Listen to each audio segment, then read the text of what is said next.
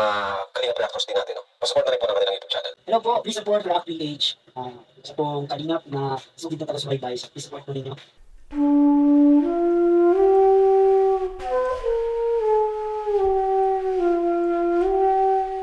Melka, kinarinig ang angelic voice niya sa Baguio. Grabe po talaga nakakabilib. Para nga itong anghel na kumanta, di nakakasawang pakinggan. Bago ang lahat magpapasalamat po muna ako sa inyong mga viewers, na patuloy na sumuporta at nanonood ng aking mga short react videos. Shoutout po sa Team Kabisig by Mambo Filmix Vlog. Salamat po sa pagtanggap sa akin. Nagpapasalamat din po ako sa bumubuo ng programa ng Kalingap na sina Kuya Val Santos Matubang, Ate Edna, at Kalingap Rab. Dahil po sa programa nyo, maraming taong mahirap ang natulungan, na bago at guminhawa ang buhay. Kumanta nga si Melka sa Baguio, sabi nga ni Kalingap Rab na may taglay po si Melka na angelic voice. Ito po yung video, panoorin nyo po. Panginoon, pangalan mo ay kalinga at sandigan ko.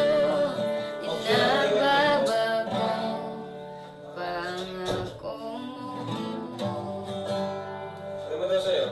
Salita mo'y panghahawakan sa iyong laman. Patatagpuan sa iyong laman.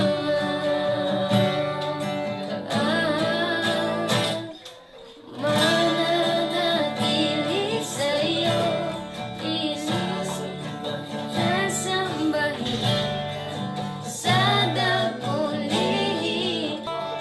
Habang buhay, papupuri sa iyo. Pupurihin ka sa akin. Itaas ang aking tinig. Itatanghal sa buhay ko'y tanging ikaw, O Diyos. Itaas sa kalangitan ang iyong kawalalhatian. Dakilaan mo'y ipapabantayan. Grabe po talaga, nakakabilib, kahit sino po ang tatanungin ay siguradong napapahanga ni Melka. Pwede na po talaga ang boses ni Melka sa singing contest. Sana balang araw ay subukan din po ni Melka ang mag-audition. Di po natin alam na siya ay papalarin at ito pa ang magpapaangat sa buhay niya. Ang mga sikat na singer ngayon ay halos naman karamihan sa kanila ay nag-umpisa po talaga sa ibaba at walang nakakilala. Kaya malay po natin na si Melka ay sisikat din balang araw pagdating sa kantahan.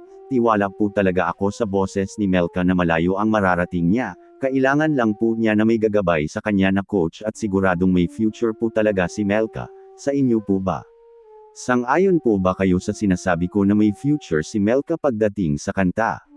Mag-comment lang po kayo, iba-iba naman po tayo ng opinion. Dito muna lang po tayo, inyong lingkod React PH nga pala. Salamat po sa suporta nyo.